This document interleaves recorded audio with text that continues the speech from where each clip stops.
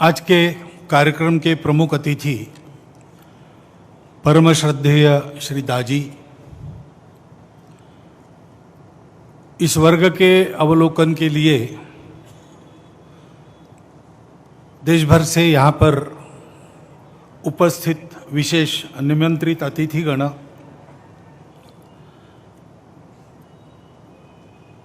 संघ पर जो प्रेम है उसके कारण यहाँ उपस्थित हमारे दोनों संत माननीय सर्वाधिकारी जी, विदर्भ प्रांत के माननीय संघ चालक जी, नागपुर महानगर के माननीय संघ चालक जी, उपस्थित अन्य अधिकारीगण, नागरिक सज्जन, माता भगिनी एवं आत्मीय स्वयंसेवक बंधु,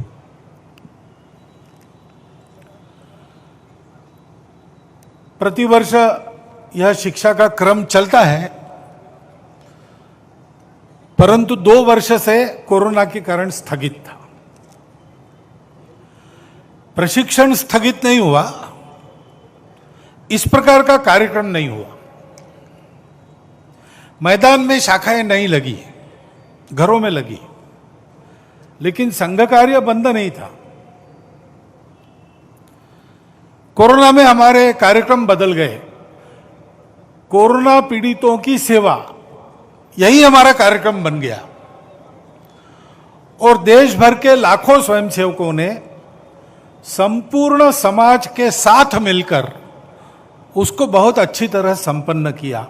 उसमें भी उनका प्रशिक्षण ही हुआ, क्योंकि कार्यक्रम आपको दिखने में अलग अलग दिखते हैं। यहां लाठी काठी आपको दिख रही, यष्टि दिख रही है, संचलन समता दिख रही,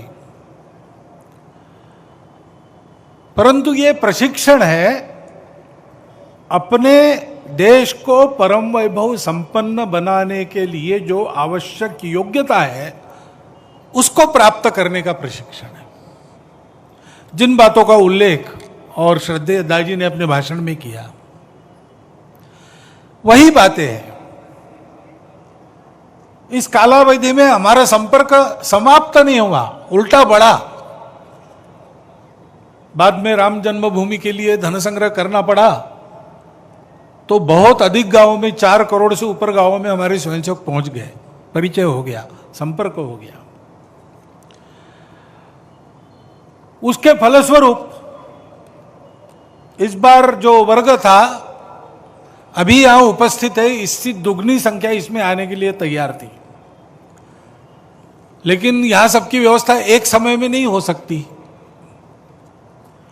इसलिए इस वर्ग में जो आए हैं वो आ गए, जो शेष है उनके लिए हमको दूसरा वर्ग करना पड़ने वाला है, वो हम करेंगे। परंतु ये सब क्यों चल रहा है, तो वही बात है, भारत माता की जय सारे विश्व में करानी है। क्यों करानी है? हम विश्व विजेता बनना चाहते क्या? नहीं, हमको विजेता वगैरह बनने की आकांक्षा नहीं है। हमको किसी को जीतना नहीं है, हमको सबको जोड़ना है। संघ का कार्य भी किसी को जीतने के लिए नहीं चलता, जोड़ने के लिए चलता है। और भारतवर्ष भी दुनिया में, दुनिया के आदिकाल से अब तक जीता रहा है तो किसी को जीतने के लिए नहीं, सबको जोड़ने के लिए। स्वतंत्रता का 75वां वर्ष चल रहा है। स्वतंत्र में हमारा स्व कौन सा है? यही हमारा स्व है। बहुत प्राचीन समय में कभी हमारे आर्ष पूर्वजों ने अस्तित्व के सत्य को समझा और जाना कि ये सारा अस्तित्व रंग बिरंगी विविधताओं से भरा हुआ वो एक ही शाश्वत, संपूर्ण, एकमेव अद्वितीय सत्य का आविष्कार मात्र है। विविधता ये उस एकत्व की साजा सज्जा है, वो अलगाव नहीं है।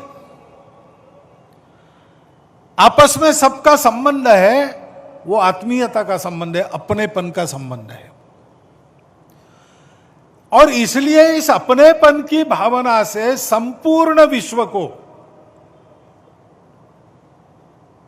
ये सत्य की ओर ले जाने वाला अपनापन मिले, क्योंकि उस सत्य को प्राप्त करने से शाश्वत और कभी फीका न पड़ने वाला सुख मिलता है, जिसके खोज में सारी दुनिया दौड़ती रहती है। वो केवल वही मिलता है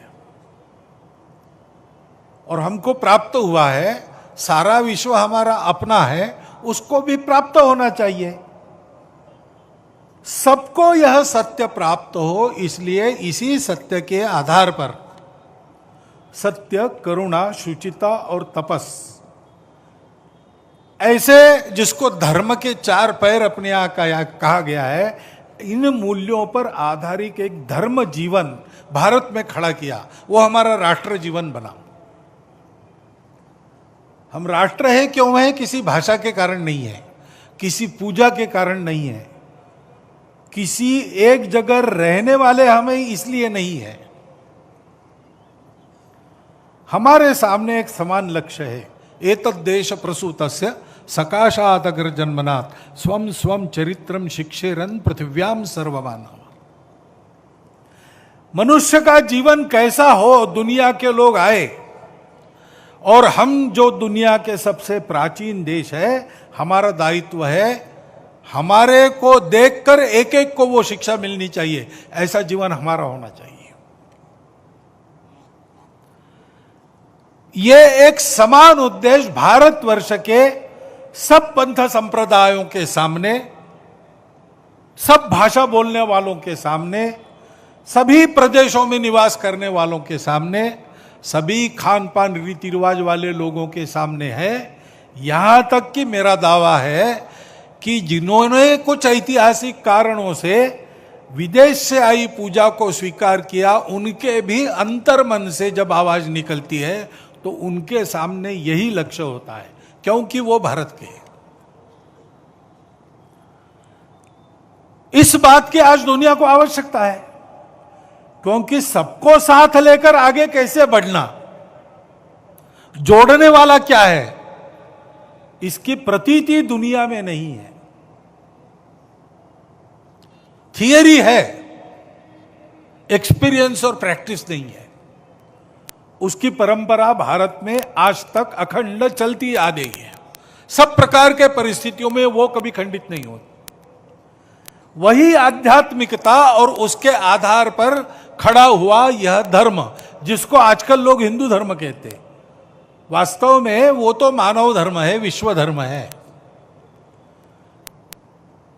युगों से इस भूमि में उसका संगोपन, संरक्षण, संवर्धन हुआ, और इस भूमि की इस परंपरा में रहने वाले आज के लोगों को दुनिया हिंदू कहती है, इसलिए वो हिंदू धर्म है।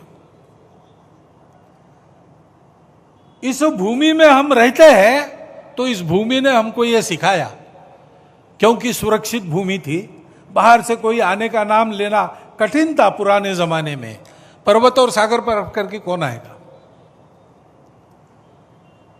और इसलिए यहां पर पले बड़े लोगों को अपने अस्तित्व के लिए या अपनी सुरक्षा के लिए किसी से कभी लड़ाई झगड़ा नहीं करना पड़ा। इतनी समृद्धि थी, इतनी सुरक्षा थी, ये हमारी मातृभूमि ने दी है। उसके आधार पर उस सत्य का साक्षात्कार और उसको सारी दुनिया में देने के लिए आवश्यक सद्गुण संपदा रखने वाला संगठित समाज, उस समाज के आधार पर राष्ट्र की निर्मिति बहुत प्राचीन समय में हमारे यहां हुई।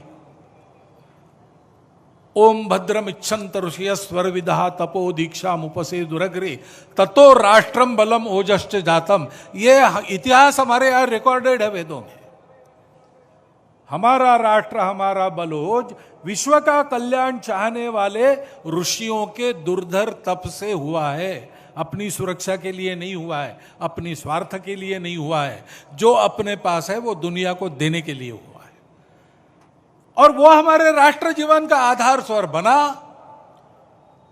समय का चक्र चलता रहा, कभी अनुकूलता, कभी प्रतिकूलता, कभी अच्छे दिन, कभी खराब दिन, कभी विश्व पर राज्य कर रहे, कभी विश्व के राजाओं से पीटे जा रहे।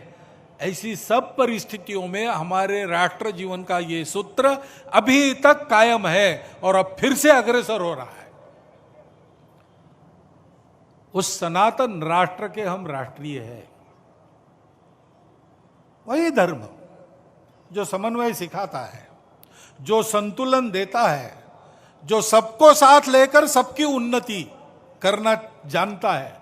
सबकी उन्नति में अपनी उन्नति देखो, अपनी उन्नति से सबकी उन्नति हो, ऐसी उन्नति को वो हमारा स्व है। उसके आधार पर अपने देश के सारे तंत्र को हमको फिर से देखकर स्थापित करना होगा, क्योंकि हमारे देश का प्रयोजन ये है। हमको स्वतंत्रता इस स्व के आधार पर अपना तंत्र बनाकर दुनिया को नया मंत्र देने के लिए हुई है। इस कर्तव्य को पार पड़ने के लिए पहली बात है, इस सत्य को अनुभूति करने वाले, इस सत्य को जानकर जीवन जीने वाले लोग चाहिए। धर्म का संरक्षण दो प्रकार से होता है। उस पर आक्रमण होता है, उससे बचाना पड़ता है, उसके लिए बलिदान भी देना पड़ता है, उसके लिए लड़ाई भी करनी पड़ती है। लेकिन धर्म ये आचरण से बढ़ता है। आचार प्रभवो धर्म।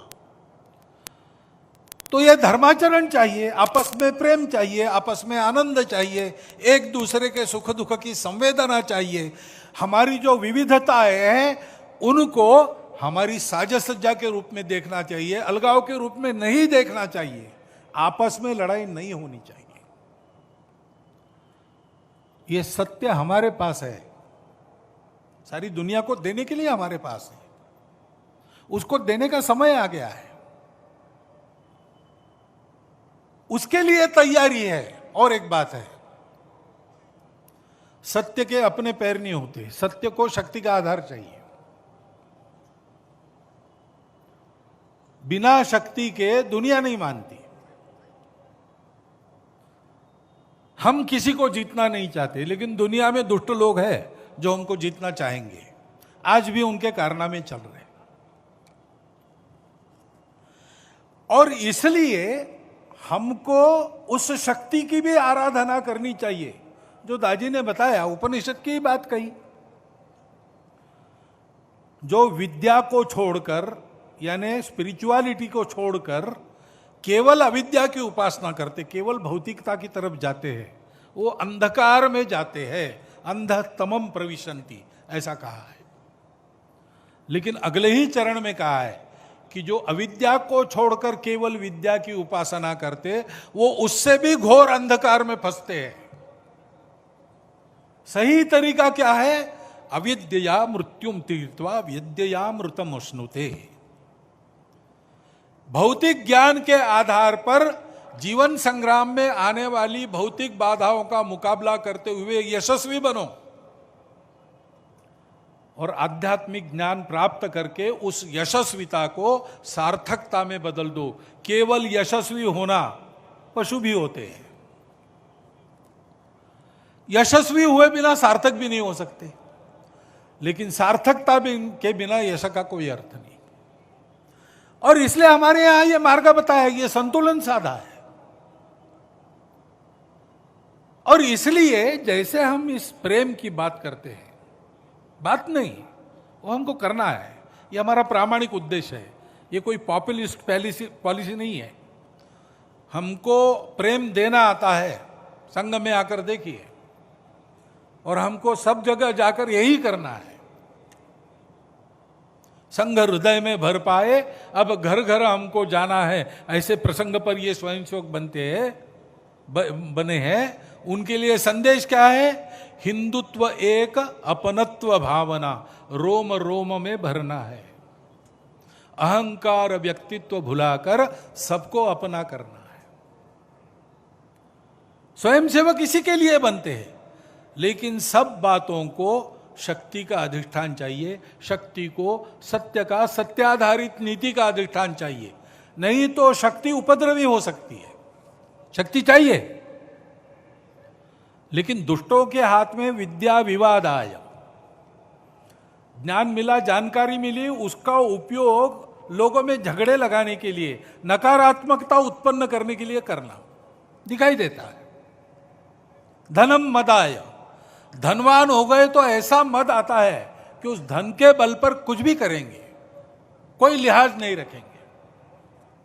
शक्ति परेशान पर पीड़नाय, दूसरों को पीड़ा देने के लिए शक्ति का उपयोग, यह दुष्टों का है। खलस्य, जो नीति विहीन है, जो सत्य पर नहीं चलते, जो अपनत्व को नहीं जानते। परंतु साधुओं का क्या है? साधोर विपरीतम, तो उनका उल्टा है। ज्ञानाय दानाय च रक्षणाय। विद्या मिली तो लोगों का ज्ञान बढ़ाने में उसका उपयोग करते हैं, धन मिला तो लोगों के अभावों को दूर करने के लिए दान करते हैं, और बल मिला तो दुर्बलों की रक्षा के लिए उसका उपयोग करते हैं। ये नीति नहीं है तो शक्ति उपद्रव बनती है। अभी हम देख ही रहे, लड़ाई चल रही, रशिया ने यूक्रेन पर आक्रमण कर दिया, ठीक नहीं कर दिया, विरोध भी हो रहा है, लेकिन कोई भी यूक्रेन में जाकर रशिया को रोकने के लिए तैयार नहीं है, क्योंकि रशिया के पास ताकत है, वो धमकी देता है, धमकी दे रखी है, इधर आओगे अणु बम चलाऊंगा, डरना पड़ता है। अच्छा, जो कर रहे हैं उनके भी हेतु कहां पवित्र है? वो तो सारे शस्त्रास्त्र यूक्रेन को दे रहे हैं। ये तो ऐसी बात हो गई, पुराने जमाने में पाकिस्तान और भारत को लड़ा के दोनों तरफ से अपने शस्त्रों की परीक्षा करते थे पाश्चात्य राष्ट्र। ऐसा ही कुछ चल रहा है। एक भारत है जो सत्य बात बोल रहा है, लेकिन उसको भी बड़ा संतुलन साध कर चलना पड़ रहा है, और सौभाग्य से उसने वो संतुलित भूमिका ली है। उसने आक्रमण का समर्थन नहीं किया और रशिया का विरोध भी नहीं किया है। यूक्रेन को लड़ाई की नहीं, बाकी मदद कर रहे हैं। रशिया को बार बार बोल रहे, बातचीत करके ठीक करो भैया। भारत अगर पर्याप्त शक्तिशाली होता तो इस युद्ध को रोकता, लेकिन वो नहीं रोक सकता। उसकी शक्ति अभी बढ़ रही है, पूरी नहीं हुई है। लेकिन हम देख रहे हैं, बलाढ्य राष्ट्र है, चीन क्यों नहीं रोकता? नहीं रोकता, क्योंकि इस युद्ध में उसको भी कुछ नजर आ रहा है। पता नहीं कोई नई कल्पना उसको सूझेगी, उपद्रव होंगे। इस युद्ध ने हमारे जैसे देश के लिए सुरक्षा और आर्थिक चुनौतियां बढ़ा दी है।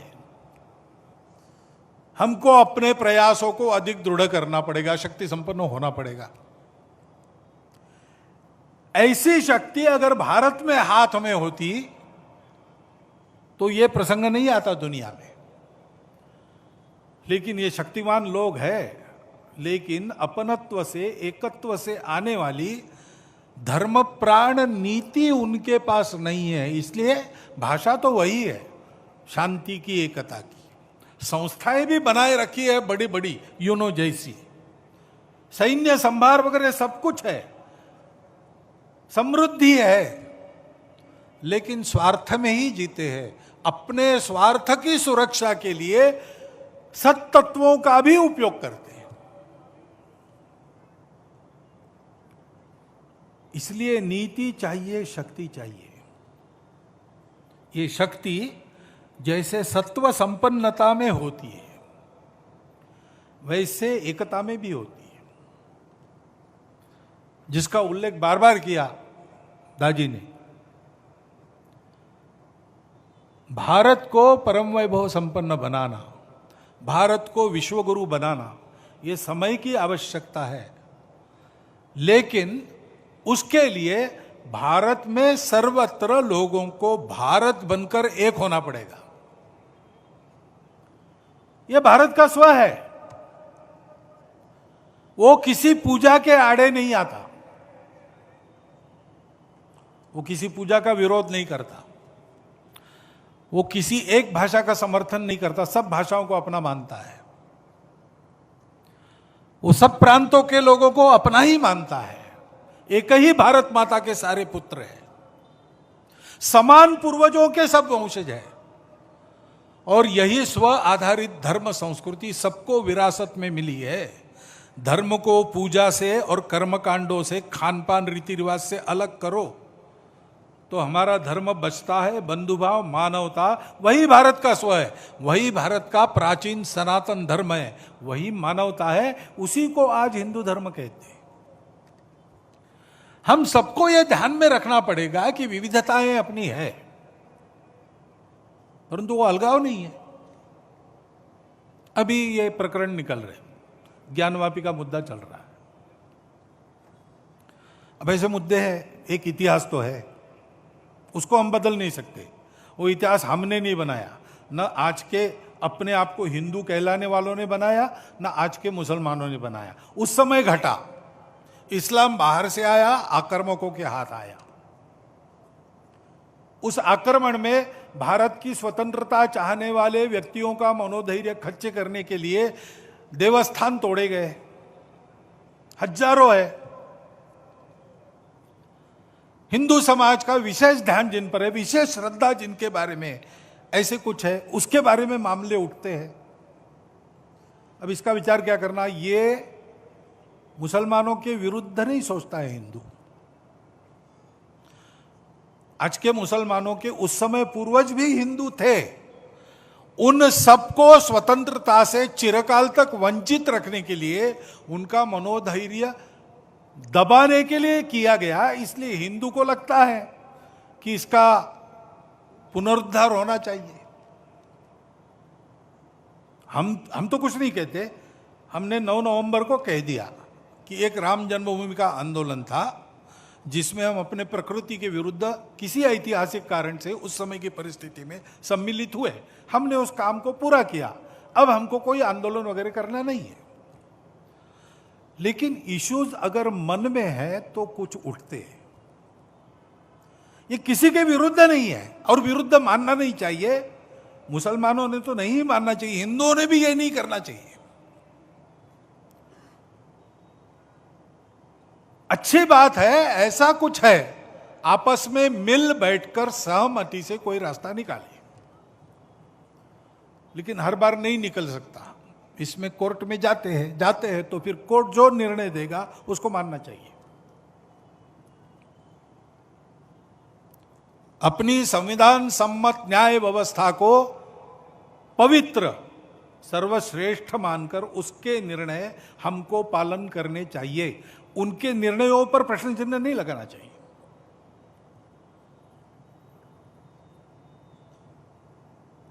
और ठीक है, प्रतीकात्मक कुछ हमारी विशेष श्रद्धा थी, ऐसे स्थानों के बारे में हमने कहा, लेकिन रोज एक मामला निकालना नया, यह भी नहीं करना चाहिए। हमको झगड़ा क्यों बढ़ाना है? ज्ञानवापी के बारे में हमारी कुछ श्रद्धाएं हैं, परंपरा से चलती आई, हम कर रहे, ठीक है, परंतु हर मस्जिद में शिवलिंग क्यों देखना? अरे भाई, वो भी एक पूजा है, ठीक है, बाहर से आई है, लेकिन जिन्होंने अपनाई है वो मुसलमान, वो बाहर से संबंध नहीं रखते, ये उनको भी समझना चाहिए। यद्यपि पूजा उनकी उधर की है, उसमें वो रहना चाहते तो अच्छी बात है, हमारे यहां किसी पूजा का विरोध नहीं, सबकी मान्यता और सबके प्रति पवित्रता की भावना है। परंतु पूजा वहां की होने के बाद भी वंशज वो हमारे प्राचीन सनातन काल से चलते आए ऋषि मुनि राजा क्षत्रियों के पूर्वज है, वंशज है, समान पूर्वजों के वंशज हम है। परंपरा हमको समान मिली है, शत्रु मित्र भाव हमारे लिए समान है। देश के हर स्वातंत्र्य युद्ध में हिंदुओं के साथ राष्ट्रीय वृत्ति के कुछ मुसलमान लड़े हैं, वो यहां के मुसलमानों के लिए आदर्श है। अशफाकुल्ला खान, इब्राहिम खान गारदी, इतिहास काल से चलता आया है। उनका संबंध यहां से है, बाहर से नहीं है,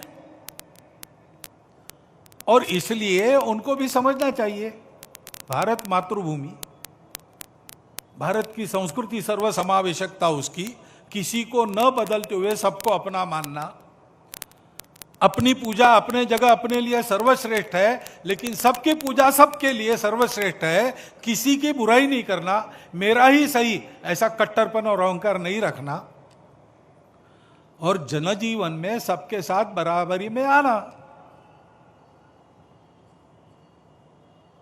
ये मान्य था, इसलिए तो पाकिस्तान बना, तब कुछ लोग चले गए, ये लोग नहीं गए।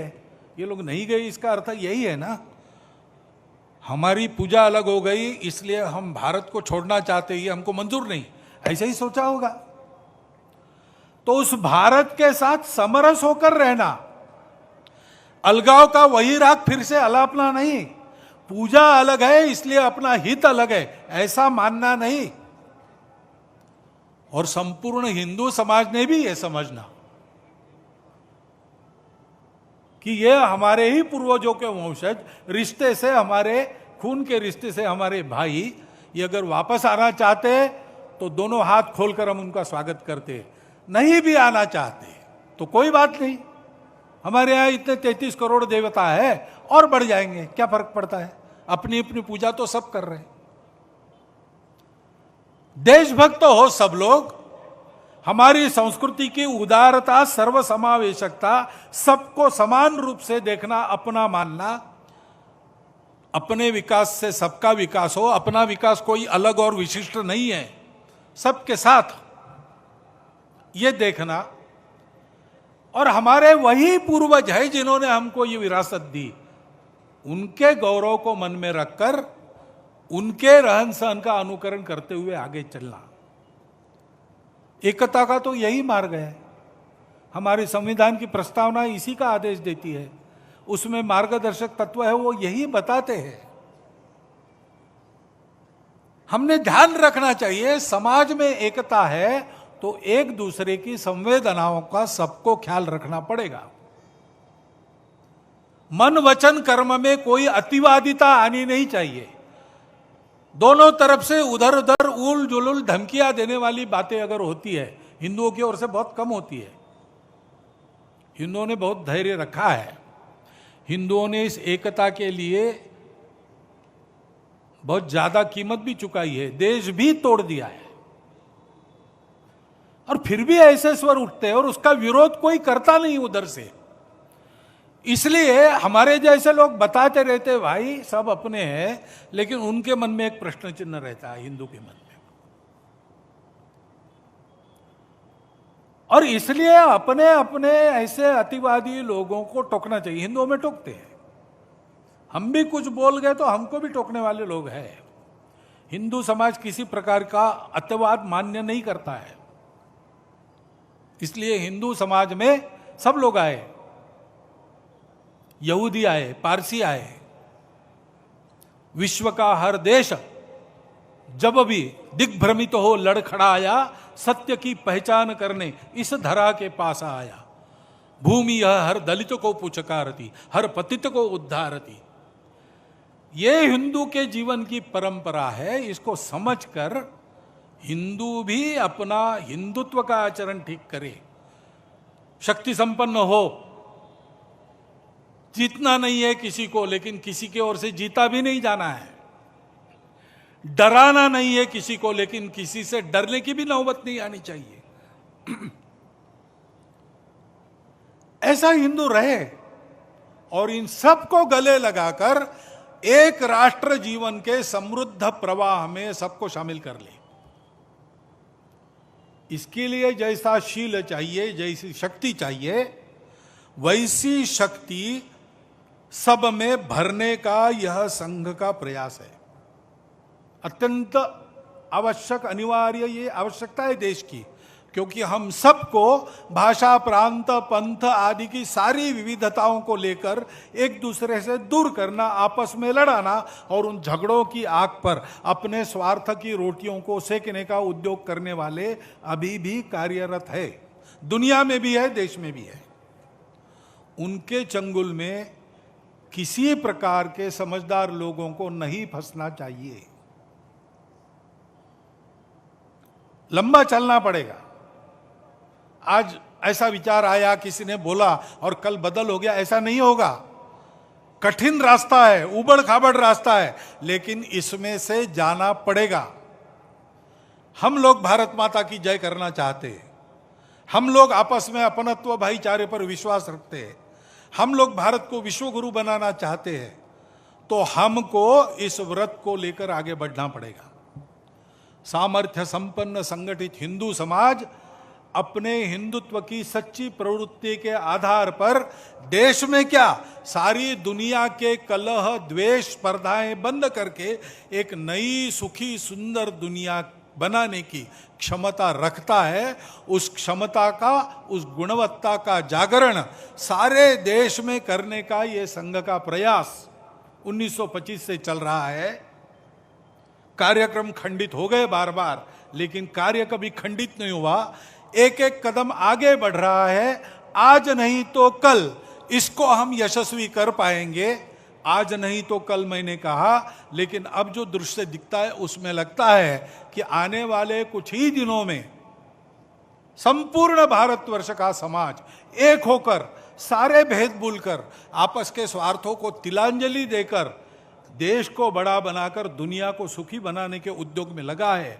यह दृश्य अपने कार्य की गति बढ़ाकर और यहाँ उपस्थित निमंत्रित बंधुओं का सहयोग उसमें होकर खड़ा हो सकता है। इतनी परिस्थिति की अनुकूलता आज खड़ी हुई है।